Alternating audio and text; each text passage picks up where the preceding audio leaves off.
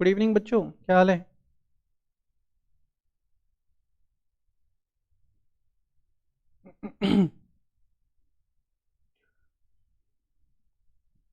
चलो, तो ध्यान देना यहाँ पे।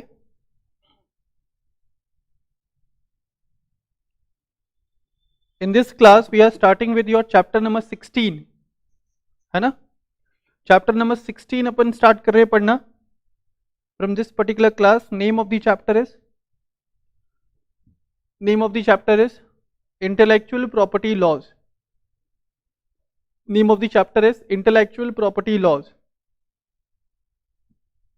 यहाँ पे बेसिकली अपन पढ़ेंगे provisions which are applicable at the time of provisions applicable at the time of setting up of any business entities. Provisions applicable at the time of setting up of any business entities. तो बच्चों आगे बढ़ने से पहले एक बार हम लोग concept discuss कर लेते कि सर इंटेलेक्चुअल प्रॉपर्टी लॉस का मतलब क्या होता है, या सर इंटेलेक्चुअल प्रॉपर्टीज का क्या मतलब है। एक सेकेंड रुकना, और किसी को नहीं चाहिए।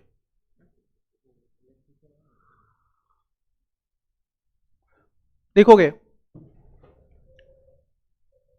इंटेलेक्चुअल प्रॉपर्टी लॉज, मुझे एक बात बताओ, इंटेलेक्चुअल प्रॉपर्टी वर्ड सुना है क्या तुम लोगों ने। इंटेलेक्चुअल प्रॉपर्टी का मतलब समझा है, सुना है कभी। Have you ever heard this term intellectual property. Intellectual property का मतलब अगर अपन नाम से डिफाइन करना चाहे तो मतलब क्या निकलता है, property derived from the human intellect या from the human intellectual capacity. Property derived from the human intellectual capacity. ठीक है सर, इसका क्या मतलब है। ह्यूमन इंटेलेक्चुअल कैपेसिटी इतना भारी वर्ड लिख दिए सर। इसका मतलब है creation of human mind.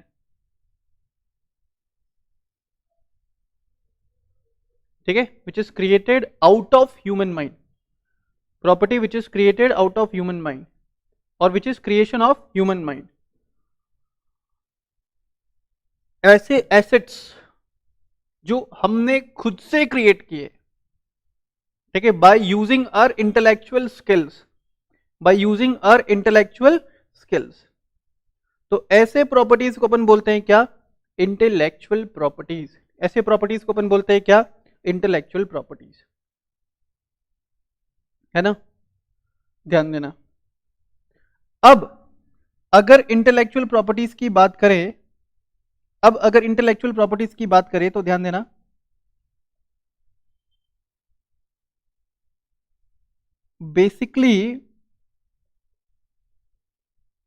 basically there will be three types of intellectual properties. पहला होगा पेटेंट, दूसरा होगा copyright, and third one is trademark. ठीक है, पेटेंट, कॉपीराइट और ट्रेडमार्क। तो मुझे एक बात बताओ, ये क्लास में आने से पहले क्या आपने इन टर्म्स को पहले सुना था। ये क्लास में आने से पहले क्या आपने इन टर्म्स को सुना था, यस और नो। क्या आपने आज की क्लास में आने से पहले कभी पेटेंट के बारे में सुना है, या कभी कॉपीराइट के बारे में सुना है, या कभी ट्रेडमार्क के बारे में सुना है। ओके, लोकेश मेहरा बोलता है यस सर। तो what do you mean by the term patent. Patent किसके ऊपर मिलता है बच्चों, या पेटेंट को अपन इंटेलेक्चुअल प्रॉपर्टी क्यों बोल रहे हैं सर। पेटेंट को अपन इंटेलेक्चुअल प्रॉपर्टी क्यों बोल रहे हैं सर, बिकॉज देखो राइट और टाइटल लाइसेंस, नहीं ऐसा कुछ नहीं है। बट और कोई बच्चा, जो ट्राई करना चाहेगा, बेइज्जती करवाना चाहेगा by the government.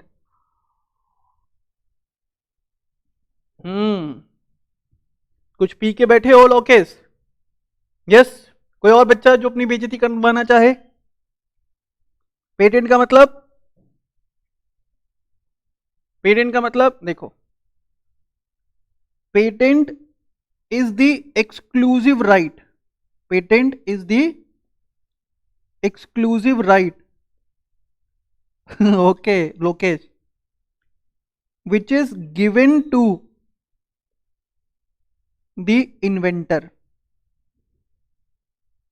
Patent is the exclusive right which is given to any inventor. Sir inventor कौन है? अबे यार, इन्वेंटर का मतलब ऐसा कोई भी प्राणी, ऐसा कोई भी व्यक्ति जिसने इन्वेंशन किया है, who has made any invention. अच्छा, तो सर पेटेंट इन्वेंशन के ऊपर मिलता है? हाँ बेटे, पेटेंट इन्वेंशन के ऊपर मिलता है। सर ये इन्वेंशन क्या होता है? सर ये इन्वेंशन क्या होता है?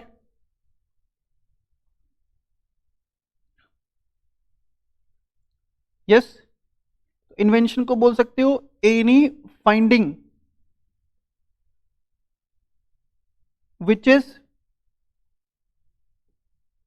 Not of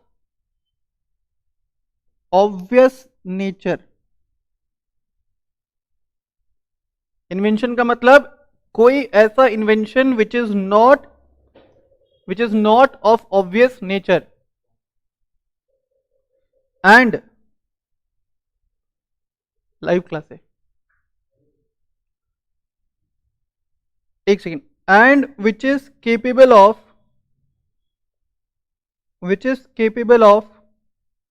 industrial application. ऐसा एक बार लिखोगे पहले तुम, any invention which is not of obvious nature and which is capable of industrial application. लिखो तो एक बार।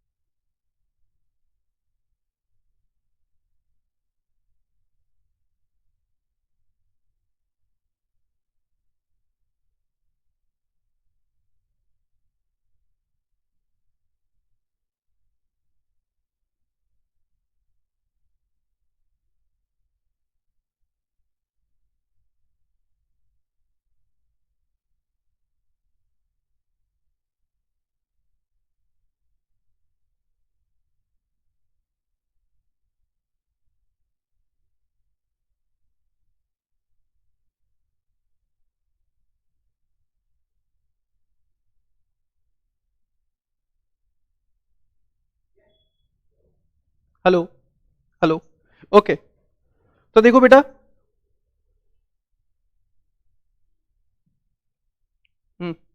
any findings which is not of obvious nature, any invention which is not of obvious nature and which is capable of industrial application। तो ऐसे invention पे क्या मिलता है?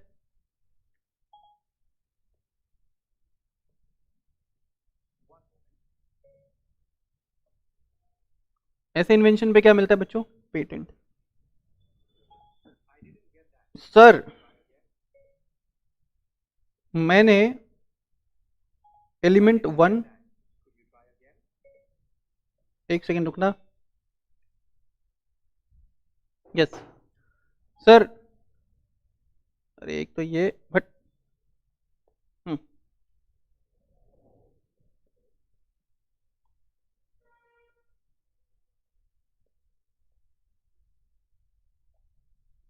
Element 1 and element 2 को मैंने मिक्स किया,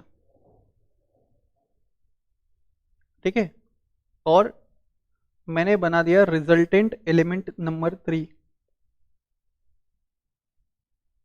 मुझे बताओ, क्या ये इन्वेंशन है? दो चीजों को मिक्स करके मैंने थर्ड कंपोनेंट बना दिया, थर्ड एलिमेंट बना दिया। क्या ये इन्वेंशन है? क्या मुझे इसके ऊपर पेटेंट मिलेगा? बोलो, क्या इसके ऊपर मुझे पेटेंट मिल सकता है? Answer is no. अबे नहीं मिलेगा। डेफिनेशन में ध्यान दो, any invention which is not of obvious nature. अबे ये तो बहुत नॉर्मल है ना, दो चीजों को मिक्स करके कोई तीसरा चीज तो बना ही सकता है। दो चीजों को मिला करके कोई तीसरा चीज बना सकता है, तो ये इन्वेंशन है क्या? प्रोडक्ट एक्स प्रोडक्ट वाई को मिला करके तुमने प्रोडक्ट जेड बना दिया, तो क्या वो इन्वेंशन है? कोई भी कर सकता है ना, ये तो कोई भी कर सकता है। दस patent will not be given. Sir एक दिन ना हम ऐसे फ्री फोकटिए में बैठे थे, मेरे घर में ना सर फैन लगा हुआ था, फैन की 3 पंखुड़ी थी, मैंने सर एक पंखुड़ी और लगा दी, मैंने सर एक पंखुड़ी और लगा दी। बताओ, क्या ये इन्वेंशन है? क्या इन्वेंशन है ये? Answer is no. अबे ये तो बहुत नॉर्मल है, ये तो कोई भी कर सकता है, ये तो किसी के भी दिमाग में आ सकता है। Whether it is an invention? नहीं। ऐसा अगर होने लग जाता तो साला हर कोई साइंटिस्ट बन जाता। राहुल साइंटिस्ट, सोनिया साइंटिस्ट, मुस्कान साइंटिस्ट, लोकेश साइंटिस्ट, सबके सब, क्योंकि ऐसे इन्वेंशंस तो तुमने अपने जीवन काल में बहुत सारे किए होंगे और करोगे। बात समझ में आ रही है क्या? It is something which is not of obvious nature. It is not something which is not of obvious nature. तो बहुत नॉर्मल है, कोई भी ऐसा सोच सकता है। इन्वेंशन है क्या? नहीं रहे। इन्वेंशन है क्या? नहीं रहे।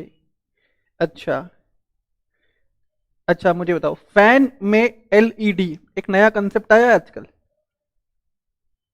फैन में एलईडी बल्ब जलते हैं, क्या वो इन्वेंशन है? उसके ऊपर पेटेंट मिल सकता है क्या?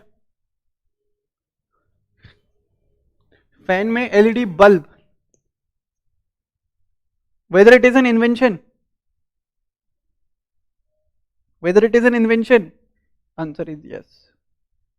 It is something which is not of obvious nature.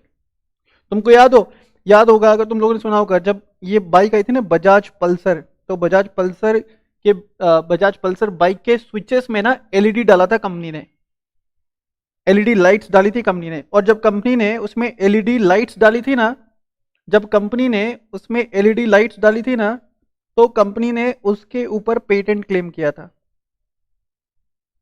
It was something which is not of obvious nature, it was something which is not of obvious nature, thus patent can be granted, thus patent can be granted। Sir, मेरे घर के पास ना एक mister उल्लू रहते। कौन रहते? उल्लू। ये दिन भर सर कुछ ना कुछ एक्सपेरिमेंट में लगे रहते। इन्होंने ना एक यूनिक प्रोडक्ट बनाया, प्रोडक्ट एक्स। अच्छी बात है सर, इन्होंने सालों का रिसर्च करके एक यूनिक प्रोडक्ट बनाया, प्रोडक्ट एक्स। अच्छा, फिर मिस्टर उल्लू से पूछा गया कि बताओ मिस्टर उल्लू, ये प्रोडक्ट एक्स क्या काम आएगा? बताओ मिस्टर उल्लू, ये प्रोडक्ट एक्स क्या काम आने वाला है? तो मिस्टर उल्लू बोलते कि मुझे नहीं पता ये क्या काम आएगा, मुझे नहीं मालूम ये क्या काम में आ सकता है, मुझे नहीं पता। बताओ क्या इसके ऊपर पेटेंट मिलेगा? क्या इसके ऊपर पेटेंट मिलेगा? Answer is no. बिकॉज तुमने अगर कोई ऐसी चीज इन्वेंट किया, कोई ऐसा प्रोडक्ट इन्वेंट किया जिसका यूज ही तुम्हें मालूम नहीं है, या जिसका कोई कमर्शियल यूज ही नहीं है, या जिसका कोई कमर्शियल यूज ही नहीं है, ऐसे प्रोडक्ट के ऊपर, ऐसे प्रोडक्ट के ऊपर आपको patent shall not be granted, patent shall not be granted. बात समझ में आ रहा है क्या? बात समझ में आ रहा है? तो भाई पेटेंट मिलने के लिए, हाँ ये कौन बोला? उल्लू बनाने के लिए बनाया। अच्छा, तो ऐसा बोल लो ना कि राहुल बनाने के लिए बनाया है, ठीक है? या ऐसा मशीन बना दिया किसी ने, इधर से आलू डालो उधर से सोना निकालो। ऐसे मशीन के ऊपर मिलेगा क्या पेटेंट? एक तरफ से आलू डालो दूसरी तरफ से सोना निकलेगा, पेटेंट मिलेगा क्या? बोलो बोलो बोलो, पेटेंट मिलेगा? हाँ सर, तो बस लग जाओ कल से इसी काम में, बस लग जाओ इस काम में लग जाओ। एक तरफ से आलू डाले और दूसरी तरफ से सोना निकाले। यस। हम्म, ठीक है। तो सर अभी तक तो ये चीज का बिल्कुल क्लैरिटी है कि पेटेंट मिलता है किसके ऊपर? इन्वेंशन के ऊपर, ठीक है? Which is any invention which is not of obvious nature, any invention which is not of obvious nature and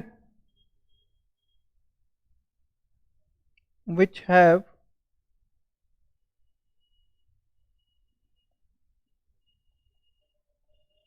certain industrial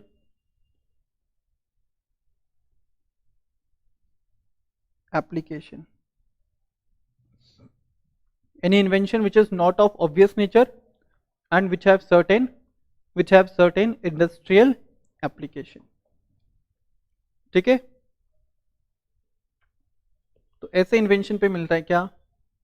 patent. ऐसे इन्वेंशन पे मिलता है क्या? पेटेंट। अब आ जाओगे नेक्स्ट पार्ट पे। नेक्स्ट है कॉपीराइट। अच्छा, next one is, next intellectual property is copyright. बताओ कॉपीराइट किस पे मिलता है? बताओ कॉपीराइट किस पे मिलता है? तो अगर अगर तुमने कोई बुक देखा हो, कोई बुक रेफर किया हो, कभी बुक खोला हो अपने जीवन में, तो भाई बुक के फर्स्ट पेज या सेकंड पेज पे ऐसा कुछ साइन दिया रहता है, टेन टेन टेन। यस, ठीक है? फर्स्ट पेज या सेकंड पेज पे कुछ साइन दिया रहता है, ऐसे करके दिया रहता है। यस सुनो, यस सर। अब समझो कॉपीराइट का मतलब है राइट टू कॉपी, है ना? राइट टू कॉपी या right to reproduce, right to translate, right to copy, right to reproduce, right to translate,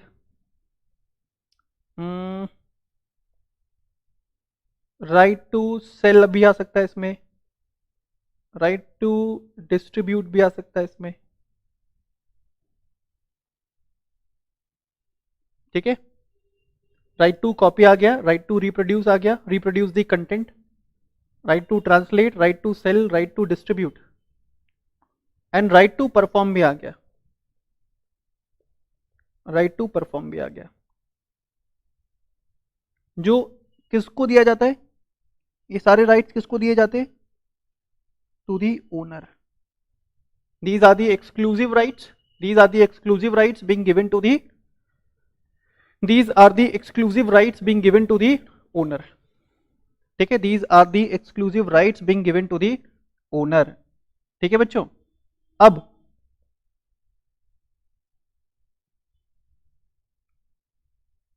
किसके ऊपर दिया जाता है, तो कॉपीराइट दिया जाता है on any literary, artistic,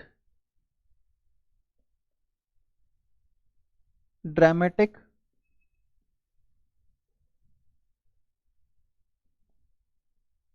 then cinematographic films, literary work, artistic work, dramatic work, cinematographic film.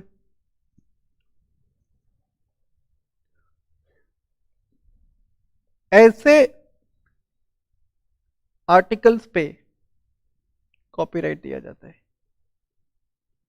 तो सर आप ऐसा कहना चाहते हो कि भाई पढ़ने लिखने की चीजें होनी चाहिए, पढ़ने लिखने की चीजें होनी चाहिए. ठीक है, पढ़ने लिखने, ड्रामा से रिलेटेड, पोएट्री, सॉन्ग का लिरिक्स, इन सब के ऊपर मिलता है क्या, कॉपीराइट. तो तुम समझो ना, इन्वेंशन अगर तुम कुछ करोगे उसमें तुमको दिमाग लगाना पड़ेगा. कोई भी ड्रामा लिखोगे, कोई भी आर्टिकल लिखोगे, कोई भी लिटरेरी वर्क लिखोगे, कोई भी पेंटिंग बनाओगे, ड्राइंग्स बनाओगे, उसके ऊपर, उसके लिए भी तुम्हें अपना दिमाग चलाना पड़ेगा. तो इसको भी अपन क्या बोल सकते हैं भाई, इसको भी अपन क्या बोल सकते हैं, intellectual property. It can also be considered as, और it can also be called as intellectual property. ठीक है, तो सर अभी तक दो चीजें अपन को समझ में आ गई. फर्स्ट वन क्या था बच्चों, फर्स्ट वन क्या था, इन्वेंशन. सेकेंड वन क्या था, literary, artistic, dramatic work, cinematographic film, audio visuals या ऑडियोज वगैरह पे भी होते हैं, ऑडियोज पे भी होता है, देन वीडियोज पे भी होता है.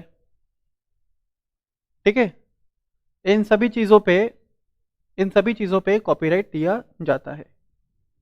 फूड बनाने की रेसिपी पे क्या मिलेगा, सौर. यूनिक फूड बनाने की रेसिपी पे क्या मिलेगा, सौर. यूनिक फूड बनाने की रेसिपी पे बताऊंगा ना, रुक जाओ ना यार, रुक जाओ थोड़ी देर, रुक जाओ. नेक्स्ट है ट्रेडमार्क. नेक्स्ट है ट्रेडमार्क. अब ट्रेडमार्क क्या होता है सर, ट्रेडमार्क का मतलब any any symbol, logo, design, combination of colors, manner of packaging.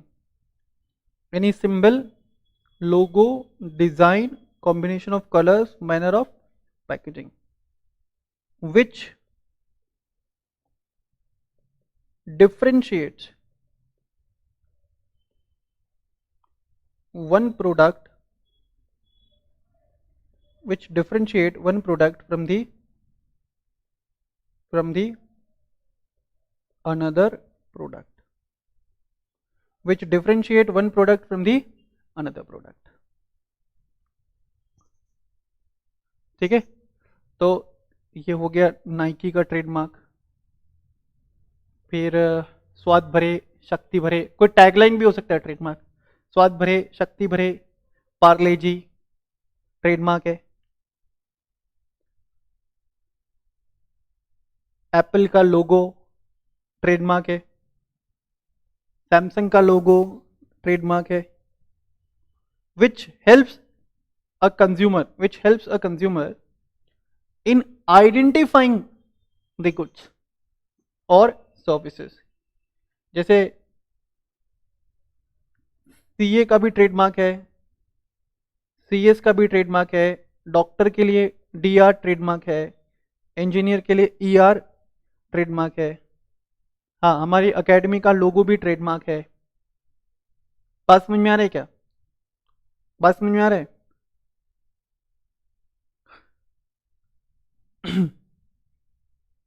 किसी प्रोडक्ट का डिजाइन भी ट्रेडमार्क है, किसी प्रोडक्ट के डिजाइन पे भी ट्रेडमार्क मिल सकता है, मैनर ऑफ पैकेजिंग पे भी ट्रेडमार्क मिल सकता है, कलर कॉम्बिनेशन के ऊपर भी ट्रेडमार्क मिल सकता है। Is it clear? तो देखोगे, तो अभी तक आपने पढ़े 3 टाइप के इंटेलेक्चुअल प्रॉपर्टी। पहला था इन्वेंशन पे, दूसरा था लिटरेरी और ड्रामेटिक वर्क पे,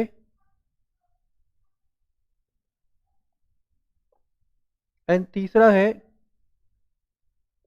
लोगो, डिजाइन और सिंबल्स।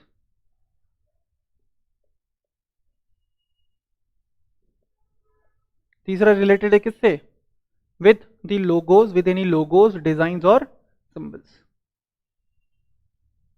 बात समझ में आ रहा है क्या? Which helps in differentiating a product or services with the other products or services available in the market. ठीक है सर?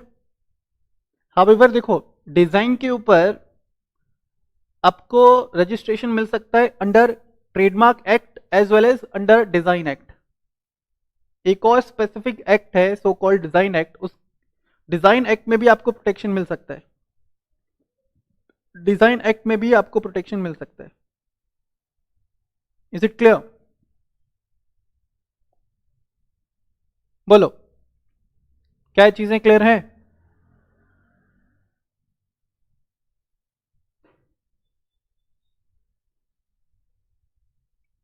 क्या ये चीजें क्लियर हैं?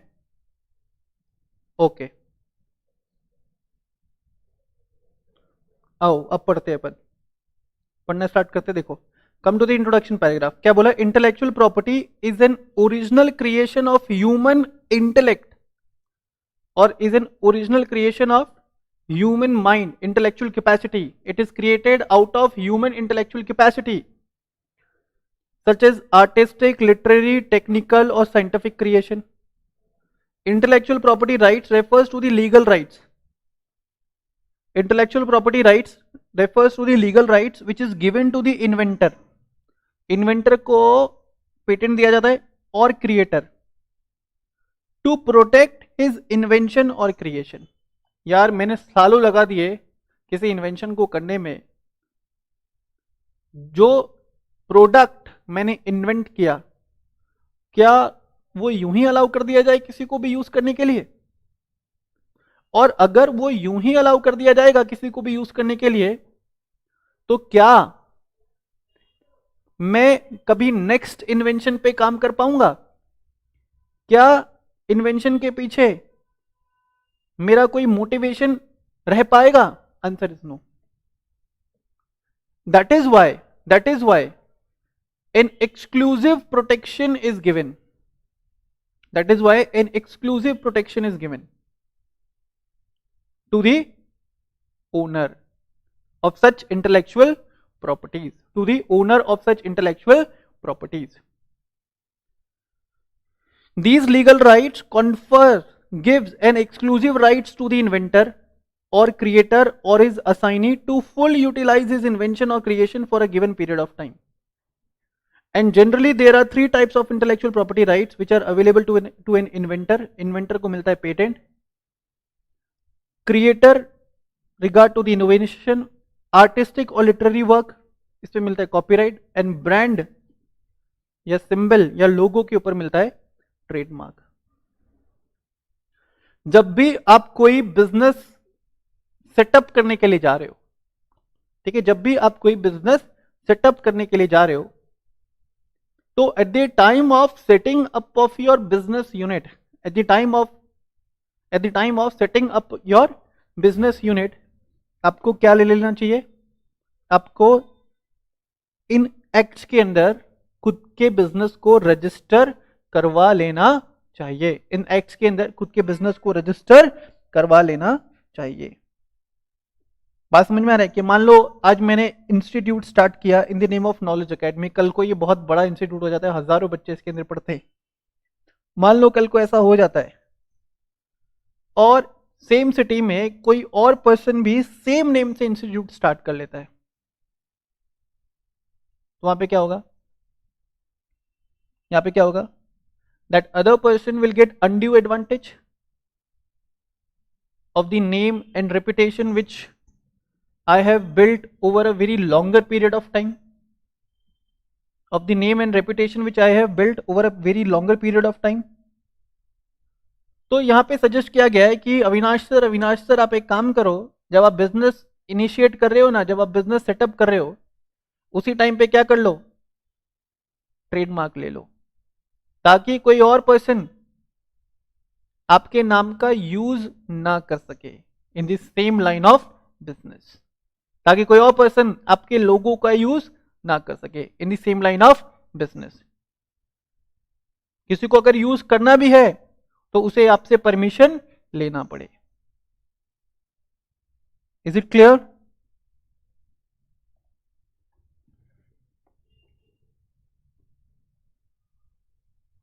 ठीक है, आओ आगे।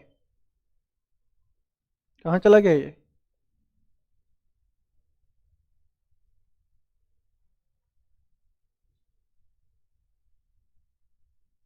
कोई बहादुर बच्चा मुझे पेज नंबर बता सकता है क्या?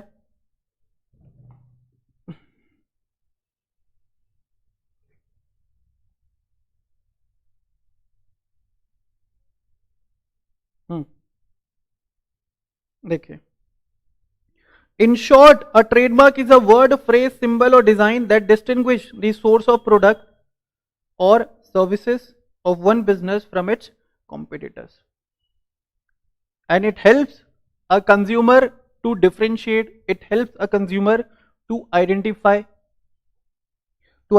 the product which a consumer wants, है ना, against other similar product or services available in the market. Example of trademark, Google का ट्रेडमार्क ले लो, एप्पल ले लो, Samsung, coca cola, Tata, Yahoo, Facebook, Reliance etcetera. Functions of trademark, पहला, it identify the goods and services and its origin,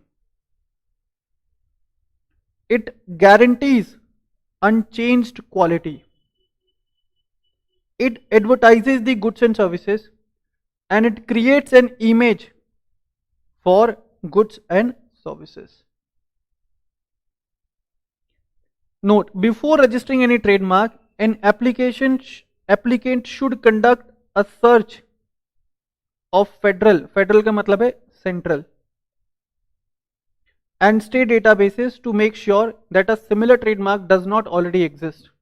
बोला किसी भी trademark को रजिस्टर कराने से पहले जो एप्लीकेंट है वो एक्सटेंसिव लेवल पे क्या कर ले? रिसर्च कर ले, ताकि वो इंश्योर कर सके that the similar trademark is not registered, in the name of any other person, this exercise can help to reduce the time, amount of time and money. इससे जो अननेसेसरी, क्योंकि अगर सिमिलर ट्रेडमार्क एग्जिस्ट करता है, मान लो कि मैंने एक ट्रेडमार्क को रजिस्टर करने के लिए एप्लीकेशन लगाया, but similar nature of trademark या सिमिलर काइंड ऑफ ट्रेडमार्क या almost similar kind of trademark already exist and it is registered in the name of some other person, if similar kind of trademark is registered in the name of some other person, तो क्या वहां पे मुझे trademark मिलेगा? Answer is no sir. Next, the Trademark Act 1999 allows for the registration of trademark for a period of 10 years and renewal of the same trademark for a period of 10 years. तो एक बार अपने trademark का registration कराया तो valid कितने दिन के लिए बच्चों? 10 years के लिए वैलिड है। और 10 ईयर्स के बाद आप उसको क्या कर सकते हो, it will be due for, और it will be due for renewal. ठीक है।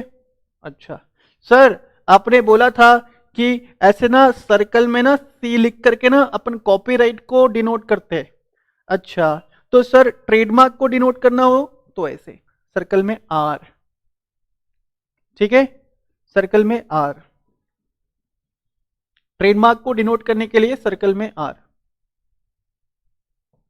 ठीक है बच्चों। Next, points to be considered while adopting a trademark. Before applying for trademark, अब ट्रेडमार्क के लिए एप्लीकेशन लगाने से पहले an applicant for trademark is required to consider the following points. Generic marks means using the name of the product for the product, like salt or water for salt and water. मतलब तुमको इस चीज के लिए trademark नहीं मिलेगा। अगर तुम अपने प्रोडक्ट का जेनेरिक नाम रख रहे हो, मतलब तुम सॉल्ट को सॉल्ट ही बोल रहे हो और चाहते हो कि उसके ऊपर तुमको ट्रेडमार्क मिल जाए। समझ रहे हो, समझ रहे हो? सॉल्ट को सॉल्ट ही बोल रहे हो और चाहते हो कि उसके ऊपर तुम्हें ट्रेडमार्क मिल जाए, नहीं मिल सकता सर। Is it clear?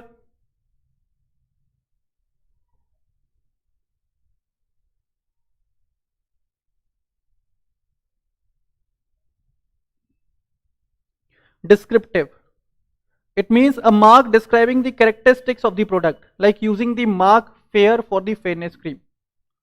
मतलब एक सेकेंड रुकना,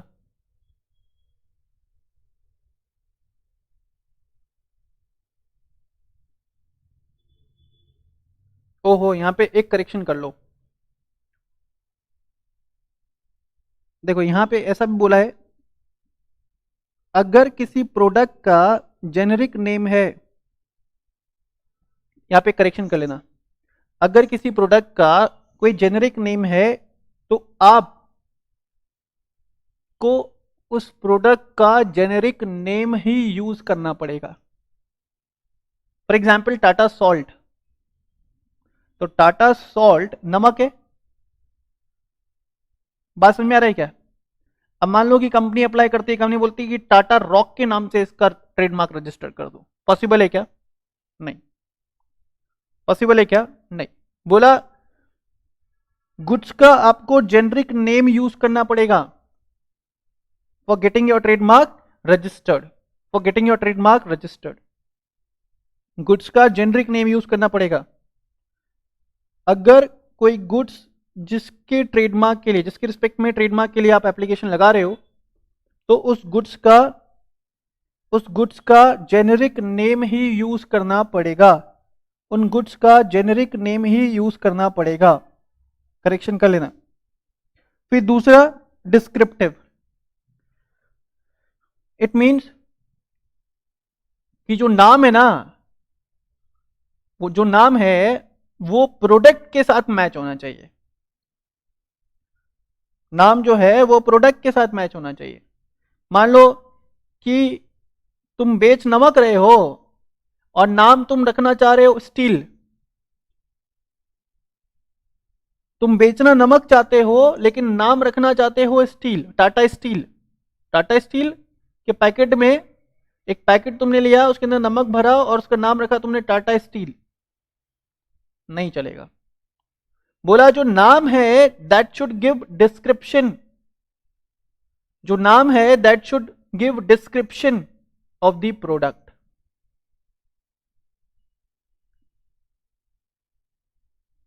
is it clear? Next suggestive, जो मार्क है that should suggest the characteristics of product. For example स्वाद भरे शक्ति भरे पार्ले जी, तो ये सुन के क्या लगता है तुम्हें? ये सुन के क्या लगता है? स्वाद भरे शक्ति भरे पार्ले जी, सुन के क्या लगता है कि यार जरूर कुछ खाने वाली चीज होगी जो बहुत स्वादिष्ट भी होगी और बहुत पौष्टिक भी होगी। तो पार्ले जी में है तो बिस्कुट ना, अब बिस्कुट खाते हो ना तुम? Yes sir, yes sir, very good, very good, very good, very good.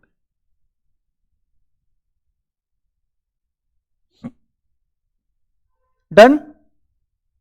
Yes. Next है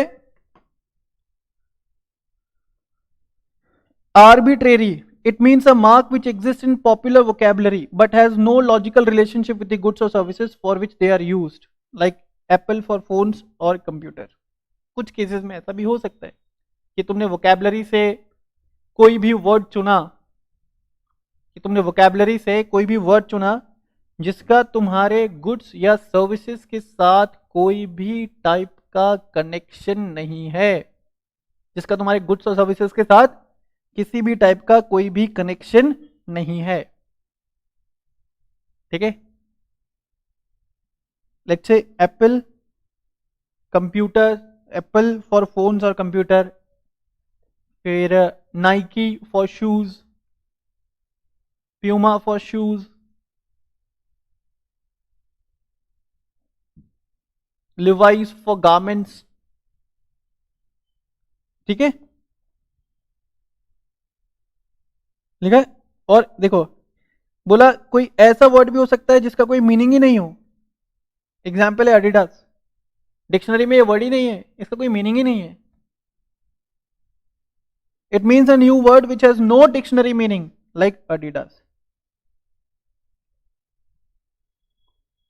ठीक है, फिर देखो आगे क्या बोला। The strongest trademark would be invented. Strongest trademark का मतलब ऐसा ट्रेडमार्क जो बहुत डिफिकल्ट है किसी के लिए भी कॉपी करना। तो ऐसा ट्रेडमार्क, ऐसा नाम, ऐसा लोगो, ऐसा सिंबल, ऐसा कलर कॉम्बिनेशन, ऐसा मैनर ऑफ पैकेजिंग, तो तुम्हें सोचना ही पड़ेगा, इन्वेंट करना ही पड़ेगा। The strongest trademark would be invented और arbitrary marks to protect the commercial interest of any organisation. The weaker marks are descriptive और suggestive marks which are very hard to protect. Weaker marks मतलब ऐसे trademark जो product या services, जो goods या services का description दे दे, उसको अपन ने क्या बोला, उसको अपन ने क्या बोला, वीक ट्रेडमार्क। तो मुझे बताओ, टाटा सॉल्ट स्ट्रॉन्ग ट्रेडमार्क है या वीक ट्रेडमार्क है? टाटा सॉल्ट, टाटा सॉल्ट एक स्ट्रॉन्ग ट्रेडमार्क है या वीक ट्रेडमार्क है? बताओ।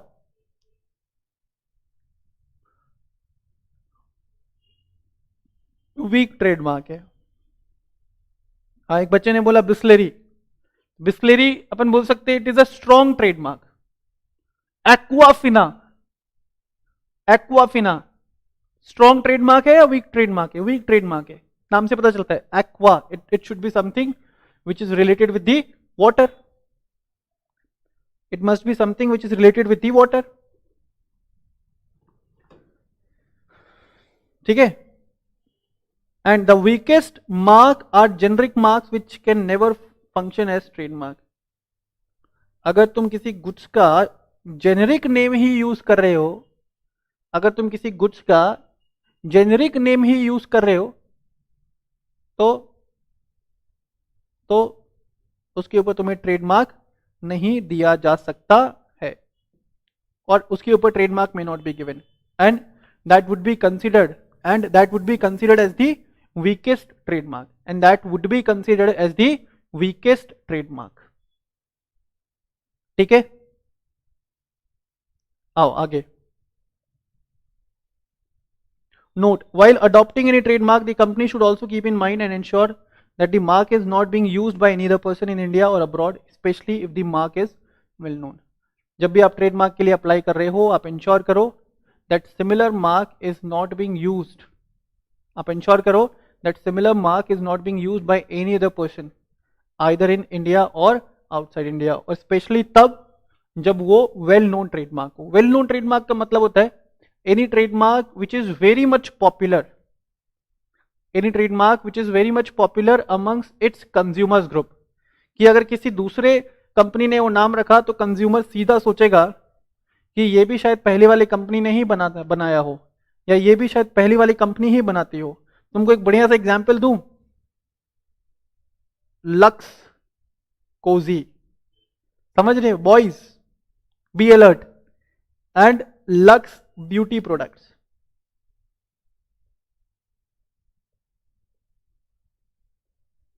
क्या लगता है तुम्हें, दोनों एक ही कंपनी है?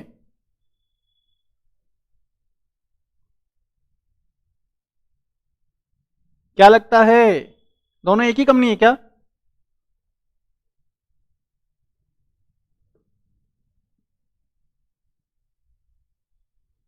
देखा, लोकेश हंस दिया।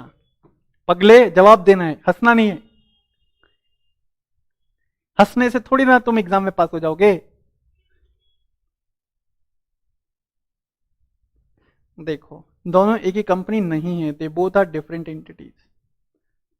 देखा, अब आज तक क्या नाम है इसका, लोकेश ये प्रोडक्ट खरीदता था ये सोच के कि ये भी इस कंपनी ने ही बनाया है, तो ये कंपनी के प्रोडक्ट्स तो बहुत अच्छे आते हैं, तो ये भी अच्छा होगा। आज तक यही सोच के खरीदता था लोकेश। नेक्स्ट टाइम से ही will take care of it. Yes, next time से ही will take care of it.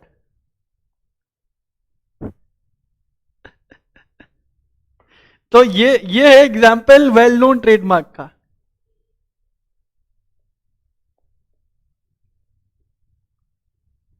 तो सर आप ऐसा कहना चाहते हो कि भाई सेम नाम हो सकता है? हो सकता है, लेकिन दो कंपनी सेम नेम यूज कर सकती है, सेम ट्रेडमार्क यूज कर सकती है, but both the company should be dealing in different goods और सर्विसेज। हाँ, मैं नहीं ब्यूटी प्रोडक्ट यूज करता।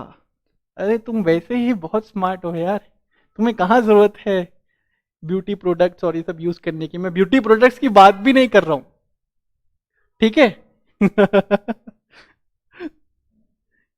यस, अलग अलग है सब। अभी क्या होगा, सब अपने अपने ब्रांड्स आइडेंटिफाई करने लग जाएंगे और फिर they will try to get the answer. अलग अलग है भाई, अलग अलग है। Amul butter and Amul Macho दोनों अलग अलग कंपनीज हैं। सब बच्चे इमोशनल हो गए, सब बच्चे इमोशनल हो गए, सबको जवाब चाहिए। यस, अब ऐसा पॉसिबल है क्यों? क्योंकि दोनों कंपनीज अलग अलग बिजनेस सेगमेंट में। क्योंकि मालूम है, ट्रेडमार्क एक्ट में गुड्स और सर्विसेज को सिर्फ 32 कैटेगरीज में कैटेगराइज किया गया है। अब सिर्फ 32 टाइप्स के गुड्स और सर्विसेज तो होते नहीं है। That is why it is very much possible that two companies which are dealing in entirely different business segment can have the same brand name. That is why it is possible.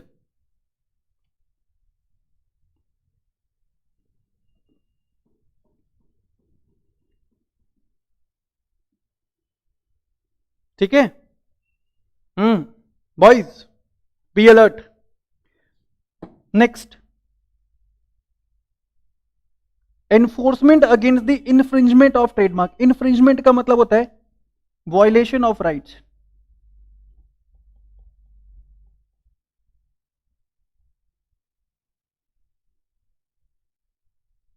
Of trademark owner.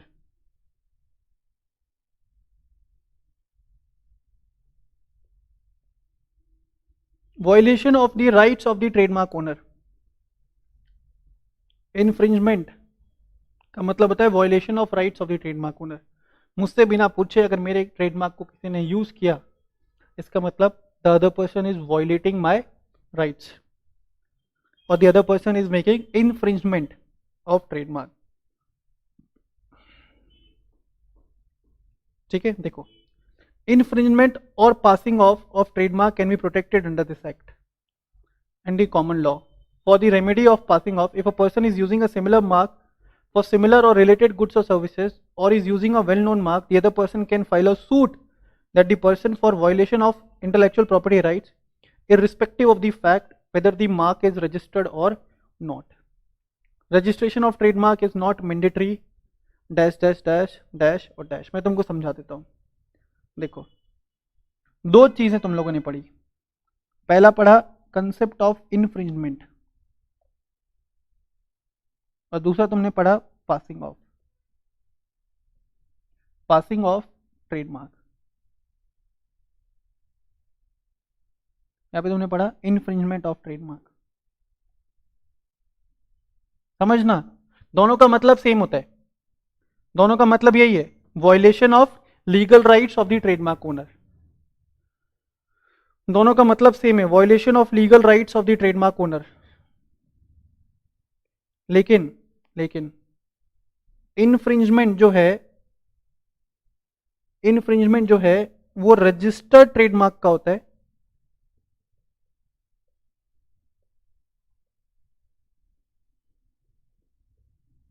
Passing of action होगा unregistered trademark का। तो sir आप ऐसा बोलना चाहते हो that even if a trademark is unregistered still उसके owner को प्रोटेक्शन मिल सकता है? हाँ बेटे,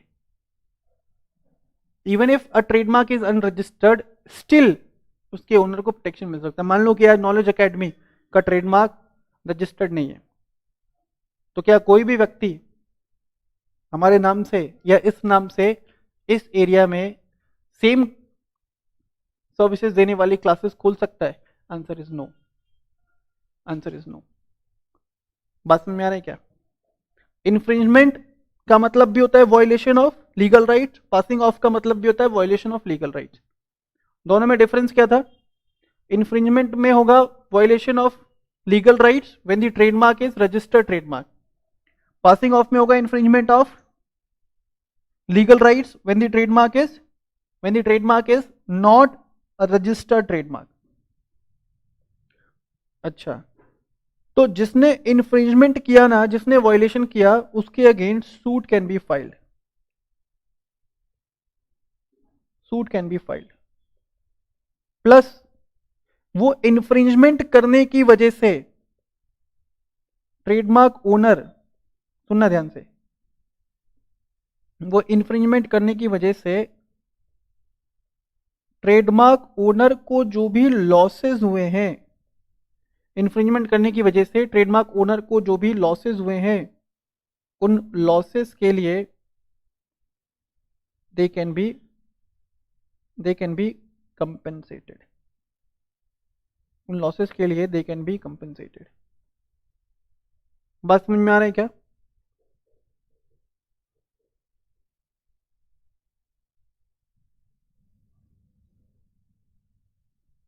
यस, उन लॉसेस के लिए they can be compensated. Plus trademark का इन्फ्रिंजमेंट करके जो भी प्रोडक्ट बनाया सामने वाले ने, जिसने इन्फ्रिंजमेंट किया है, उन प्रोडक्ट को सीज किया जा सकता है, उन प्रोडक्ट को सीज किया जा सकता है, उनके अगेंस्ट इंजंक्शन ऑर्डर पास किया जा सकता है, स्टे ऑर्डर, कि भाई अभी तक जो किया सो किया, अब ऐसे काम को करना रोक दो, इंजंक्शन ऑर्डर। ठीक है, तो आई होप कि यहां तक चीजें आपको बिल्कुल क्लियर है, and I would expect everyone कि आप यहां तक इसको रीड कर लेंगे। ठीक है बच्चों, done? Okay, so rest of the things we will be doing in our next class। बाकी चीजें अपन पढ़ेंगे नेक्स्ट क्लास में। हाउएवर एक चीज ध्यान रखना, एक और चैप्टर आप लोगों को अपलोड कर दिया गया है इन योर व्हाट्सएप ग्रुप। बहुत छोटा सा चैप्टर है, छोटा सा टॉपिक है। I would expect everyone to go through that chapter. ठीक है, उसका यहाँ इसके साथ कोई भी रिलेवेंसी नहीं है, तो आप वो चैप्टर आराम से पढ़ सकते हैं। ठीक है, चलो फिर मिलेंगे अपन नेक्स्ट क्लास में। That will be on tomorrow and will discuss the left over portion या लेफ्ट ओवर एस्पेक्ट्स। ठीक है, चलो आज के लिए इतना ही, मिलते हैं अपन कल। Till then bye bye, take care.